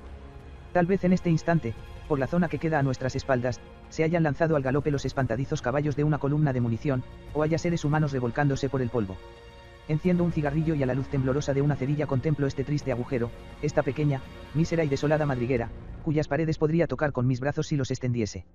Pero lo que ahora es terrible y amenazador es, ahí fuera, el campo de batalla, sobre el cual va empujando la guerra sus fatigados ejércitos, y aunque este minúsculo y oscuro agujero carece de toda protección y se haya expuesto a todos los peligros en medio de la llanura, dentro del experimento, sin embargo, una sensación de cobijo, pues es el único lugar en que me encuentro a gusto y como en mi propia casa. Y ahora, de súbito, lamento haber matado hace poco de un disparo al ratoncillo, me gustaría oír sus pequeños ruidos, sus rápidos desplazamientos. Fuera se escucha el rumor de unos pasos que se acercan. Será Smith, que acude para acompañarme en la ronda nocturna. Coloco la pistola en su funda y salgo del abrigo. La luna está en lo alto del cielo, su luz blanca succiona el color, absorbe el sentido de los objetos y, pálida y mortecina, los envuelve con un tejido de cristal. Los objetos son los mismos y, sin embargo, no parecen los mismos. Incluso el rostro del enlace está blanco como una calavera. Echamos a andar con precaución, de vez en cuando dirijo la palabra a alguno de los centinelas que, están ahí de pie, silenciosos. Los pálidos reflejos de la luz en el casco, en la parte superior de las granadas de mano, en el fusil, que está preparado para disparar en cualquier momento, son lo único que hace que los centinelas destaquen entre la sombra del parapeto. La trinchera se extiende como una serpiente blanca, acechante, un estímulo pequeñísimo basta para transformarla en un monstruo que escupe fuego. Voy hasta más allá del ala derecha de nuestro sector, me adentro en el camino, no ocupado por nadie, que nos separa del sector vecino. El enlace de combate me sigue a algunos pasos de distancia, ha de auxiliarme con granadas de mano en el caso de que ante nosotros surja una patrulla enemiga infiltrada en esta zona para intentar un osado golpe de mano. Pero nada se mueve, cuando me detengo a escuchar, lo único que oigo es mi propia respiración, la brisa que agita la hierba y unos apagados disparos de fusil por el lado del bosquecillo. Puedo retirarme a descansar. Pero tal vez no siento todavía ninguna necesidad de dormir, con esta vida que aquí llevamos, hace ya mucho tiempo que he perdido el sentido del horario burgués. Cuando estoy cansado, me acuesto, y si he de levantarme a cualquier hora de la noche, eso no me preocupa. Si no tengo sueño, enciendo una vela y saco de la mochila uno de los libros que Chudekov puso en ella. A esa hora uno lee como si estuviera soñando y hubiera perdido toda relación con el sentido de ese sueño, una vida más enérgica que la de los libros me mantiene preso en sus cadenas. Tal vez no haya ningún otro lugar en que se perciba mejor que aquí en la trinchera la manera en que el espíritu de una época se cae a pedazos, cual un astroso vestido. Hay algo de siniestro en el modo en que se tornan nueros e indiferentes pensamientos que hasta hace poco tomaba uno en serio, es como si, en medio de una enorme escombrera, uno se encontrase con los espíritus de unos conocidos ya fallecidos y mantuviese con ellos una conversación fantasmal. Primera línea. Durante la ronda matinal por el sector ha habido un ligero fuego disperso. Las granadas vuelven a convertirse poco a poco en algo habitual. Pero jamás puede uno acostumbrarse enteramente a ellas, como tampoco puede habituarse al frío intenso, que hace tiritar, ni a la extracción de un diente, ni a ningún otro sentimiento desagradable. A veces, durante los permisos, los conocidos le hacen a uno esta pregunta, hoy tan corriente, pero a usted esas cosas no le causan ya ninguna impresión, ¿verdad? Uno hace un movimiento con la cabeza, asintiendo a lo que dicen, no quiere estropearles el agradable sentimiento de horror que experimentan y sabe, además, que les resulta imposible ponerse en la situación anímica de un ser humano expuesto a los disparos. Pero uno se guardaría muy mucho de contarle a un viejo guerrero esas cosas, pues sabe bien que el estampido de la explosión de un proyectil hace que se arroje al suelo incluso el hombre de sangre más fría, ese ruido le obliga a hacer una reverencia a la muerte, pese a que ésta sea ya una vieja conocida nuestra. El soldado bisoño se comporta en estas ocasiones con una despreocupación mayor, se deja intimidar poco por la explosión de un proyectil. Solo cuando la experiencia le ha enseñado que esos artefactos son capaces de despedazar el tronco de un árbol y reducirlo a astillas, capaces de lanzar por los aires muros de piedra, capaces de partir limpiamente por la mitad un cráneo, como si fuera el tronco de una col, solo entonces se vuelve más precavido el novato. Cada uno de los sangrientos sucesos de los que con el paso del tiempo va siendo testigo graba en su memoria una impresión, y todos esos horrores se despiertan en él cuando se acerca el rugiente canto de un proyectil. No es el ojo, sino el oído, el que insinúa el peligro, y, con el peligro, la idea ligada de la muerte, eso hace que el peligro adquiera un matiz impreciso y, por lo tanto, más amenazador. Poco a poco va aprendiendo el soldado bisoño a distinguir, de entre la enorme muchedumbre de los ruidos, aquellos que encierran un peligro para él. El primer anuncio del aleteo de un proyectil le permite adivinar ya la trayectoria que éste lleva. Logra saber qué momentos y qué lugares encierran una amenaza, al final acaba convirtiéndose en un experto en cuestiones de guerra que, cual una serpiente, es capaz de deslizarse, sin llamar la atención, por el terreno lleno de hendiduras, sus ojos y sus oídos permanecen continuamente al acecho, es como un tímido animal que se aleja de su madriguera. Esa cautela con la que el viejo guerrero sabe encontrar a tientas, casi con la seguridad propia de un sonámbulo, el mejor camino en medio de los peligros del terreno, es lo que explica que se precise dilapidar un número tan enorme de proyectiles para que uno solo acierte y mate a un ser vivo. De cada 10.000 disparos, solo uno da en el blanco, esta es la cuenta que se hace el soldado cada vez que vuelve a enfrentarse al espectáculo de una llanura bombardeada en la que se elevan y descienden pardos remolinos de tierra y bancos de vapores blancos van arrastrándose a ras del suelo, en tanto los hierros que sisean y revientan llenan el terreno con su canto despiadado. Pero esos cálculos no sirven de nada, entre 10.000 posibilidades, los sentidos excitados se ocupan de una sola, de aquella que acaso resulte funesta. El hombre valeroso acaba diciéndose, ¿qué importa nada de eso? Adelante, que todo saldrá bien. Y esa esperanza lo reconforta. El peligro posee, además, una poderosa fuerza de atracción. Se parece al vértigo, en este el terror del abismo intensifica la salvaje tentación de la caída. Cuando el corazón ha vivido largo tiempo en calma y en seguridad, comienza a impacientarse y se hila en busca del peligro como si saliese a buscar un país desconocido. Hay en el interior de todos nosotros un demonio que no comienza a agitar sus alas hasta que la vida se haya amenazada. En un libro que todo soldado debería haber leído, Las memorias del general francés Marbot, cuenta cómo, con ocasión de un asedio, se situó en una plataforma pétrea en la que nada se le había perdido y de la que a cada instante eran retirados heridos graves. Dice que lo que allí buscaba era disfrutar del atroz placer de sentir cómo las balas de los cañones pasaban a su lado. En todos nosotros existe esa misma inclinación, a diario noto eso en los hombres, pues, cuando vuelven de sus recorridos por las trincheras, no se cansan de describir el modo en que la muerte ha pasado, con un silbido, a su lado. Pero como la mayoría carece de la temeridad de Marbot, experimentan como placer esa gran excitación, no en el momento mismo en que suceden los hechos, sino más tarde. Bien es verdad que el ser humano ha sabido dar entre tanto a la muerte una figura más terrible que la que tenía en la época de Marbot, cuando aún se disparaba con pólvora negra y con balas redondas, que producían un bronco ruido, y Goethe, en Valmy, podía estudiar cómodamente en su propio cuerpo la extraña dolencia llamada fiebre de los cañones. Al atardecer han venido a relevarnos y hemos pasado a defender la línea principal de resistencia. Aquí permaneceremos únicamente 2 días. La línea principal de resistencia queda a pocos centenares de metros detrás de la primera trinchera y por eso el relevo ha sido cómodo. Estamos alojados en galerías subterráneas muy bien construidas y apostamos tan solo algunos centinelas de observación. Tengo la esperanza de que disminuya pronto el número de los casos de gripe. Aquí, en la línea principal de resistencia, es posible moverse con un poco más de libertad y esto resulta agradable. Pienso hacer una visita a Puisieux una tarde, pues esas suelen ser horas tranquilas. Así me evadiré por breve tiempo del ambiente de las trincheras. Si se mira bien, aquí estamos sobre un barril de pólvora, corremos más peligro que en la primera trinchera, ya que, en caso de necesidad, habremos de intervenir en el bosquecillo 125, cuya situación es muy crítica durante estos días. Línea principal de resistencia. De la aldea de Puisieux-Seil, en dirección noroeste, una larga trinchera que durante cierto trecho corre paralela al camino que va de Puisieux a Ebuterne. El suelo de ese camino está removido por innumerables proyectiles. La mencionada trinchera se desvía luego hacia el bosquecillo 125, tras haber cortado numerosas trincheras en mejor o peor estado, así como la línea principal de resistencia.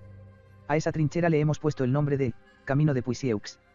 Ya la expresión con que nos referimos a ella indica que esa trinchera no está destinada a la lucha, sino a la comunicación.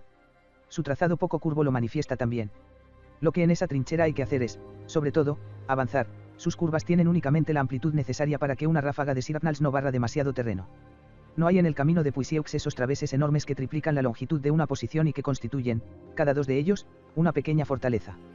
Carece asimismo de parapeto y de la empalizada de la que cuelgan las armas, y no tiene, en fin, las poderosas defensas traseras que, cual si fueran montañas, arrojan su sombra en lo hondo de la trinchera. Por ello el camino de Puisieux tampoco ejerce sobre el ánimo ese hechizo tenebroso que es peculiar de la trinchera de lucha.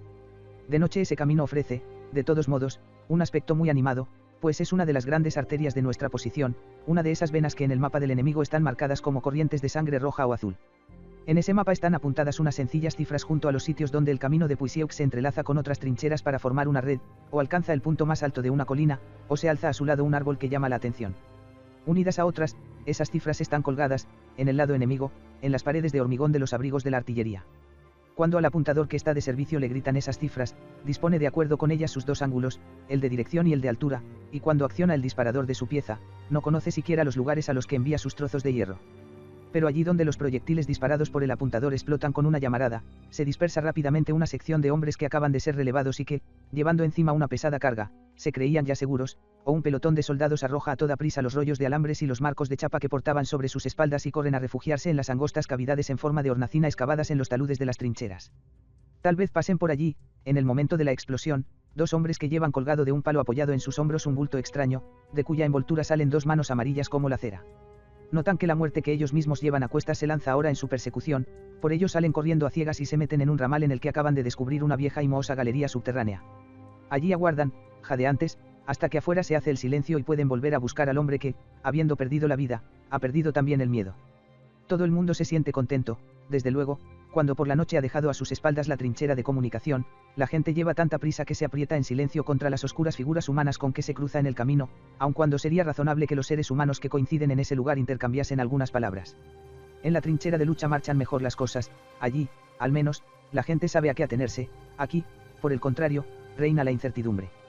Pero la imagen cambia en las primeras horas del día, entre 2 luces, cuando los hombres encargados de traer el rancho emprenden su peregrinación a la aldea.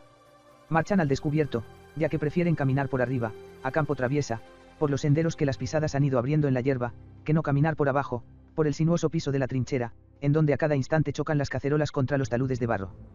También les sigue pesando en el cuerpo la noche que acaban de pasar en vela, y se alegran de poder caminar por fin impetuosamente al aire libre. Solo cuando los proyectiles comienzan a caer en sus cercanías se meten de un rápido salto en la trinchera, son como ratones que, siempre que el águila ratonera vuela por encima de ellos trazando círculos, desaparecen con celeridad en sus agujeros. A las balas de fusil que a veces pasan silbando a su lado sin rumbo fijo no les prestan mucha atención, pues todo está aún tan oscuro que ningún centinela avanzado enemigo puede divisarlos. Pero cuando aquellos hombres regresan, una hora más tarde, en el mismo lugar de antes se estrella con tanta fuerza en sus cercanías una ráfaga de ametralladora, y se alzan tan próximas a ellos numerosas nubecillas de polvo, que queda claro que son ellos mismos, y solo ellos, el blanco contra el que aquellas balas van dirigidas. Los hombres se ven forzados entonces a meterse en las trincheras, distraídos en sus charlas, no se han dado cuenta de que la visibilidad ha ido aumentando poco a poco y es ahora tan clara como el cristal. Constituyen una buena presa para el apuntador enemigo que, malhumorado y medio dormido, está sentado al otro lado detrás de su pieza. El apuntador traza una cruz en su mapa y escribe al lado la hora. A la mañana siguiente los hombres encargados de traer el café se asombran de que caiga sobre ellos un repulsivo fuego de granadas. Tenemos 3 heridos, los demás regresan con las cacerolas vacías. A la hora en que el sol se halla en lo alto del cielo, el ramal de aproximación permanece desierto en el campo, el ser humano se ha convertido en una criatura nocturna que, de día, se muestra únicamente en los grandes instantes de la batalla. En el oeste se ha elevado un globo cautivo, queda aproximadamente encima de Bus-les Artois y parece una insignificante mancha amarilla. Pero desde aquella altura se siguen todos nuestros movimientos y hay ojos armados de prismáticos que penetran incluso en el ramal de aproximación. Sin embargo, lo único que allí ven es acaso un enlace, o un oficial aislado, o un herido que, cojeando, se dirige hacia el puesto de socorro. La soledad es absoluta, solo la Atanasia y la Aquilea mecen sus umbelas por encima del borde de la trinchera y el llantén alza sobre los desiertos caminos sus diminutas mazas de armas. Por todas partes surge de entre la hierba el chirriante cuchichí de las perdices. Gordos escarabajos que han caído dentro de la trinchera patalean en el polvo. La cobujada toma un baño de arena en los viejos embudos en donde la tierra se ha vuelto ya muy blanda, no se deja importunar por la ráfaga de sirnals que levanta polvaredas en el suelo y cuyos balines se clavan en el barro, endurecido por las pisadas, del fondo de la trinchera. Es esta una hora que me gusta mucho, y he escogido la mañana de hoy para dar un paseo hasta el bosquecillo 125. Pues es bueno mirar con calma un lugar al cual puede verse uno lanzado a combatir en cualquier momento. Desaparece así uno de los graves inconvenientes de esos instantes, a saber, el desconocimiento del terreno. Si uno lo conoce de antemano, posee una importante ventaja sobre el atacante. Como no disparaba, este giro gramatical impersonal que aquí usamos es ya por sí solo un síntoma de hasta qué punto se ha convertido el combate en un suceso natural para nosotros. Como no disparaba, y yo, por otro lado, no andaba escaso de tiempo, a mitad del camino me senté sobre una gran mata de hierba caída dentro de la trinchera y allí estuve desayunando y contemplando los animales. Luego guardé el cuchillo, que suelo llevar, como si fuera un hombre de los bosques, en una vaina cosida al pantalón, y continué mi peregrinación hacia ese bosquecillo tristemente famoso del que tantas cosas me han contado. No parece, ciertamente, que existan allí muchas comodidades. Los embudos se suceden sin interrupción en el suelo gredoso, que está cubierto únicamente por una delgada capa negra de humus, una gruesa película de polvillo blanco se ha depositado sobre las hojas de los míseros restos del sotobosque, tan pálida y enfermiza es su estampa que parecen haber crecido dentro de sótanos. Arbustos arrancados de raíz y ramas desgajadas de los árboles se mezclan confusamente en el suelo, en parte han caído también sobre las arrasadas trincheras, de manera que en muchos lugares es preciso caminar a rastras. Los troncos enormes de los árboles, en la medida en que no yacen por tierra, están desmochados del follaje. Los cascos de la metralla han arrancado la corteza y el sámago, solo el agujereado sen se alza todavía formando un ejército de pelados mástiles que parecen devorados por una enfermedad terrible. Intenté imaginarme la estampa que es fácil que lleguemos a ver, imaginarme de noche este petrificado bosque, por encima de él, bengalas luminosas, cuya luz cruda parece solidificar el sotobosque, blanco como la nieve, y transformarlo en un tejido espectral, por debajo de estos palos gigantescos, cuyas sombras se proyectan en todas las direcciones con la rapidez del rayo, un chisporroteante combate con granadas de mano y ametralladoras, un combate tan sañudo y absurdo como solo es imaginable en este paisaje sencillo y feroz. Un espíritu terrible ha borrado aquí todas las cosas superfluas y creado un trasfondo digno del cuadro que acabo de imaginar. Aquí el ser humano vuelve a convertirse necesariamente en un fragmento de la naturaleza, que lo somete a sus leyes inescrutables y lo utiliza como una criatura hecha de sangre y músculos, de garras y dientes. Son ya muchos los bosques que he visto destruidos por los proyectiles, el de Delville, el de Saint-Pierre-Bast, la enorme floresta de Heutolst allá arriba en Flandes, que quedó reducida a escombros en pocos días, pero en ninguno de ellos me pareció que la destrucción fuese tan horrenda como aquí. Al que más se parece el bosquecillo 125 es al bosque de Trones, cuyos despedazados troncos se alzaban delante de nosotros, allá en el fondo, durante los días de Guillemont. ¿Acaso la impresión que este aislado bosquecillo produce se deba a que se destaca con nitidez de una llanura en la que no hay árboles? El fuego de los alrededores se ve obligado a concentrarse sobre él. Por esta razón sería tal vez acertado dejarlo ahí sin guarnición ninguna, y, si hubiera peligro de un ataque, duplicar entonces el fuego enemigo con el propio, de manera que ningún ser vivo pudiera mantenerse en él. O bien cabría volar primero todas las obras de defensa que en él existan y obturarlo luego mediante una campana de gases letales de escasa movilidad. Pues estos lugares son trampas para los seres humanos y en ellos desaparecen, una tras otra, las guarniciones sin dejar rastro. En estos casos lo normal es evacuarlos, aquí no se ha actuado así, habrá sus razones. La posición del bosquecillo 125 está defendida por una compañía que tiene encomendada una misión difícil, pero claramente delimitada. Estuve contemplando un rato el bosquecillo desde el lugar en que desemboca en él el camino de Puisieux, luego penetré en su interior por un ramal ciego y pronto topé con un suboficial de servicio en las trincheras.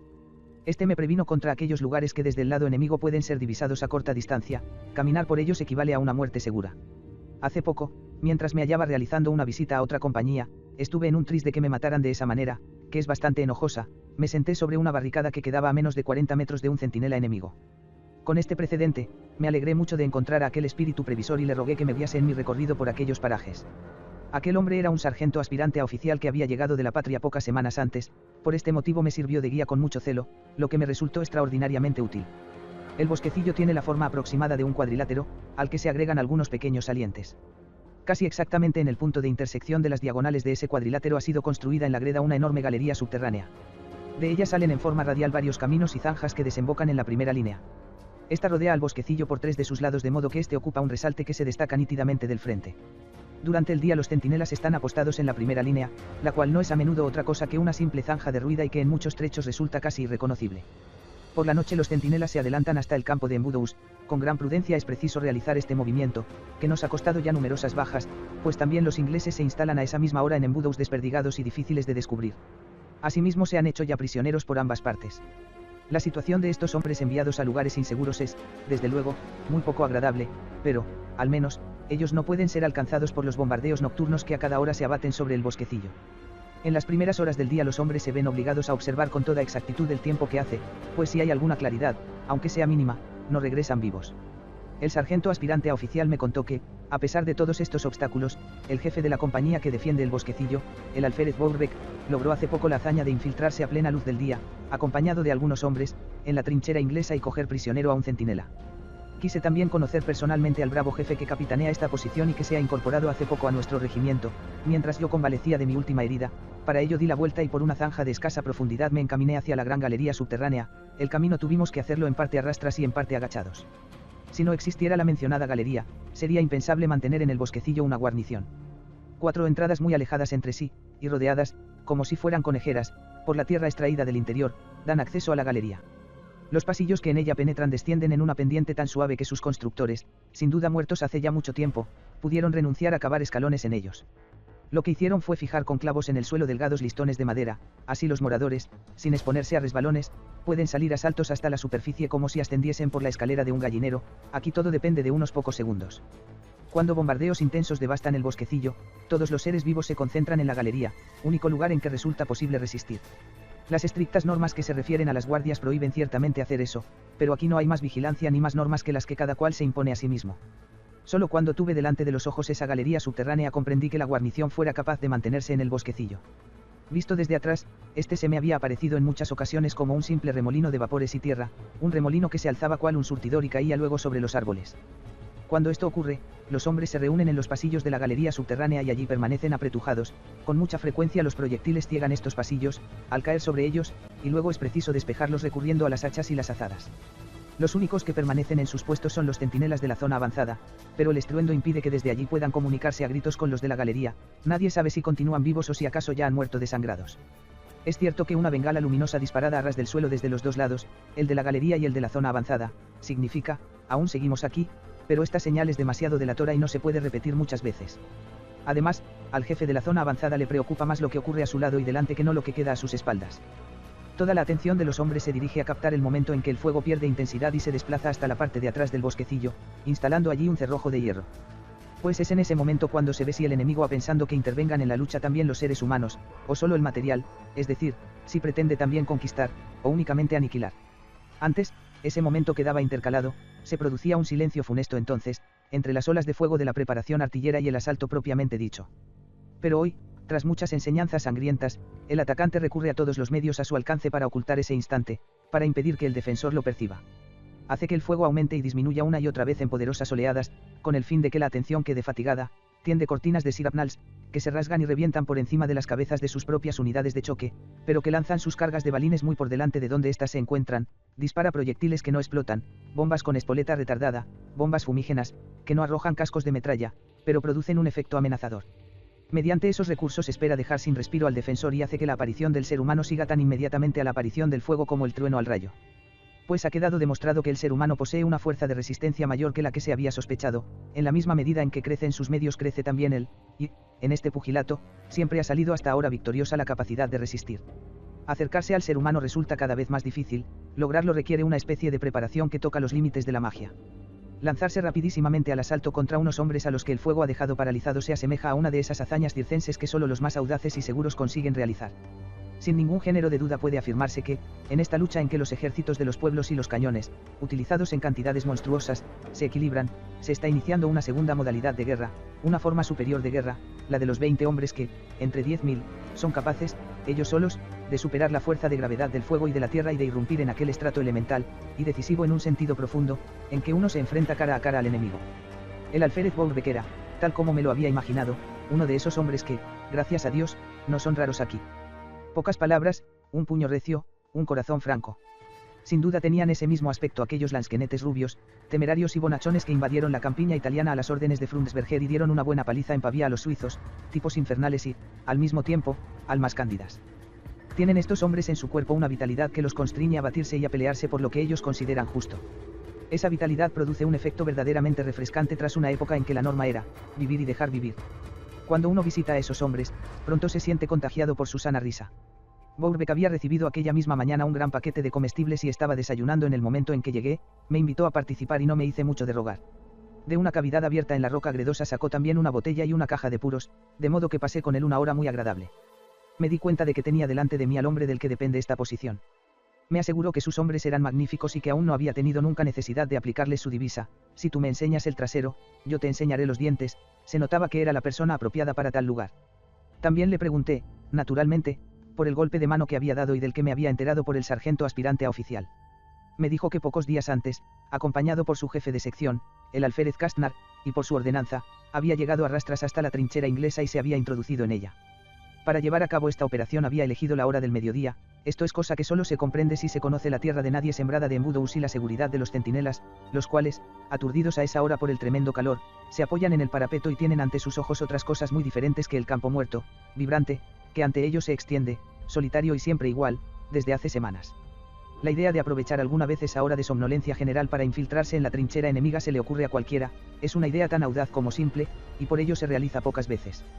Aquella aproximación a la pieza de caza, realizada a plena luz del mediodía, había tenido éxito, sin que nadie los viera, habían penetrado en la trinchera inglesa y allí se escondieron en una bifurcación cubierta de maleza. Pronto había pasado a su lado un hombre que caminaba solo y que probablemente era un centinela que se dirigía al relevo. Pero en el preciso momento en que se disponían a lanzarse sobre él para reducirlo, dio la vuelta con ojos inquisitivos, tal vez alertado por un pequeño ruido o por un oscuro presentimiento, los descubrió y, en una acción rapidísima, arrojó contra ellos una granada de mano. Bourbek, ciertamente, le partió enseguida el alma de un pistoletazo, pero el ruido causado por la granada de mano al estallar provocó en la maraña de las trincheras tal desasosiego que aquello parecía un avispero alborotado. Si no querían que los mataran, tenían que intentar aprovechar el instante del primer desconcierto para alcanzar de nuevo, corriendo a toda velocidad, la propia línea, situada en la linde del bosque. Es fácil imaginar la sorpresa, 3 seres humanos que de repente aparecen al descubierto en un llano cuyo único habitante es la muerte. Eso es caza mayor. A la mencionada sorpresa se debió indudablemente el que no fueran abatidos en pocos segundos. En esta ocasión consiguieron replegarse sanos y salvos antes de que las detonaciones de los fusiles hicieran entrar en acción también a las ametralladoras. Castnar fue el único que sufrió un percance. En el momento en que saltaba dentro de la trinchera desde la parte de arriba, una bala le hizo un desgarrón en la guerrera y le rebanó la tetilla izquierda. El afectado por aquel tiro tan extraño estaba sentado con nosotros a la mesa, era un hombre flaco, profesor de letras, y explicó aquello con el mismo tono seco con que seguramente acostumbra a explicar, en tiempos de paz, los textos de Livio a sus alumnos de bachillerato. La gente narra estas aventuras muy bien, y a menudo las he oído contar con mucha emoción, pero he observado que hay una cosa que nunca es expresada con palabras suficientemente claras en el relato, el instante en que uno, estando emboscado, divisa al ser humano a corta distancia. El estremecimiento que le recorre a uno el cuerpo en ese momento es algo que no se puede comparar con ninguna otra sensación. Sin duda ya nuestros antepasados más remotos, que aún luchaban contra animales gigantescos, tuvieron el sentimiento de que el ser humano es un adversario diferente de los demás. El encuentro con él significa una prueba durísima también para nosotros, que estamos habituados a vivir semanas enteras en medio de los horrores de la guerra. Aquí es también donde siempre se manifestará por vez primera el declive de la combatividad. Durante largo tiempo la tropa podrá seguir estando en condiciones de luchar con la ayuda de las máquinas, pero ya no será capaz de soportar la colisión directa entre un hombre y otro hombre. El combate no es ganado por la máquina, sino con la ayuda de la máquina, y esta es una gran diferencia. Satisfecho de mi paseo, durante el cual apenas fui molestado por el fuego, regresé a nuestra línea principal de resistencia, recorriendo el camino de Puisieux. Si es necesario, acudiré de buena gana en auxilio de los hombres de allí delante. Línea principal de resistencia. Hoy me ha llamado la atención un extraño contraste, el que se da entre este paisaje extraordinario en que vivimos y que sin duda nunca volverá y el creciente aburrimiento que de nosotros se apodera. Todos nosotros tuvimos la sensación, cuando estalló la guerra, de que alcanzaríamos a ver con nuestros propios ojos cosas que hasta ese momento solo habíamos leído en las novelas que describían una futura conflagración mundial. Con enorme expectación aguardábamos los sucesos que vendrían, y antes que quedarnos en casa habríamos preferido rechazar una fortuna.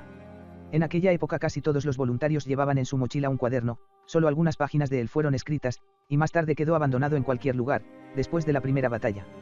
Con frecuencia he visto cuadernos de esos, casi siempre, en su primera página estaban escritas, con gruesos caracteres, estas palabras: diario de guerra. Luego venían algunas anotaciones garabateadas a toda prisa durante la instrucción impartida por los cabos, así como direcciones, cifras referentes a partidas de cartas y cosas por el estilo. Resulta casi increíble la rapidez con que el ser humano se hastía de estar participando en acontecimientos de la historia universal. Es, en verdad, una cosa extraña, pues qué sacrificios no haría uno por ver con sus propios ojos, por ejemplo, la batalla del bosque de Teutoburgo o el asedio de Jerusalén. Pero, en cambio, apenas nos conmueve la idea de estar asistiendo a un giro de los tiempos del que tal vez se seguirá hablando dentro de 1000 años. De vez en cuando deberíamos pensar en ello, sin embargo, así nos percataríamos, más allá del dolor, del hastío y del aburrimiento, del núcleo esencial en que consiste nuestra vida. Cuando uno conoce la resistencia que el ser humano opone a las exigencias históricas, parece un prodigio que pueda llegar a haber historia. Al segundo día de encontrarnos en la línea principal de resistencia hice que me sustituyeran por algunas horas para así poder ir a la aldea de Puisieux. El tiempo era cálido y hermoso. Me llevé únicamente la máscara antigas y el bastón de paseo, el casco de acero lo sustituí por la ligera gorra de campaña. De nuevo me adentré, pero ahora en dirección contraria, por el camino de Puisieux. Tan pronto como me fue posible lo abandoné. Un seto pelado me ofrecía una mediana cobertura, de modo que salí del camino y anduve a campo traviesa, así podía contemplar desde arriba el terreno. Todo se hallaba en calma, tan solo 2 aviones, rodeados por las nubecillas producidas por los shrapnels, estuvieron persiguiéndose mutuamente durante algún tiempo. Avancé por un sinuoso sendero que atraviesa el campo de embudos que ciñe la aldea. Cuando, después de la gran batalla del Somme, evacuamos esta región, no quedaba aquí ni la más mísera brizna de hierba, la vasta zona en que se habían desarrollado los combates estaba pelada como un lugar del Sahara. Pero, aunque las innumerables granadas habían quemado y arrancado de cuajo todas las raíces, incluso las más pequeñas, la vida seguía estando en el suelo, gracias a los millones de semillas, y volvió a prender enseguida en la removida tierra, formando espesas alfombras vegetales. Cuando luego volvió a quedar detenida en este lugar la gran ofensiva de la primavera de 1918, la labor de los proyectiles recomenzó, primero de manera aislada, luego con una densidad cada vez mayor, grabaron sus pardas quemaduras en las alfombras verdes. Precisamente aquí, en esta zona, había quedado detenido el avance, eso se notaba en los numerosos vehículos, destrozados por los disparos, cuyos restos yacían dispersos por todos lados, y también en los cadáveres de los caballos, que ya estaban calcificados y empezaban a reducirse a menudos pedazos. Reemprender la ofensiva en este páramo fue una idea audaz, pues esta zona, en la que no hay caminos y que está llena de trincheras y setos de alambre, proporciona al defensor un bastión poderoso. Parecido era el aspecto que ofrecía la aldea. Había allí, arrojados al borde del camino, armas de artillería cuyas partes metálicas estaban agujereadas y retorcidas, también había pilas de cajas de munición vacías, cascos perforados, fusiles rotos, mochilas desgarradas. Aquellos eran los restos y escombros de una gran ofensiva que había sido detenida por un puño de hierro, y rivalizaban con las ruinas de los edificios en obstruir las estrechas calles. En medio de tal confusión yacían utensilios pacíficos, absurdamente pacíficos, un arado, una cuchara sopera rota y una talla de madera que representaba a un santo y cuyo dorado había sido desprendido por la lluvia. El rojo pavimento de ladrillo de los caminos había sido levantado y deteriorado por los proyectiles que allí habían hecho explosión, otros proyectiles habían dejado negras y amarillentas señales de llamas en la parte baja de las derruidas paredes.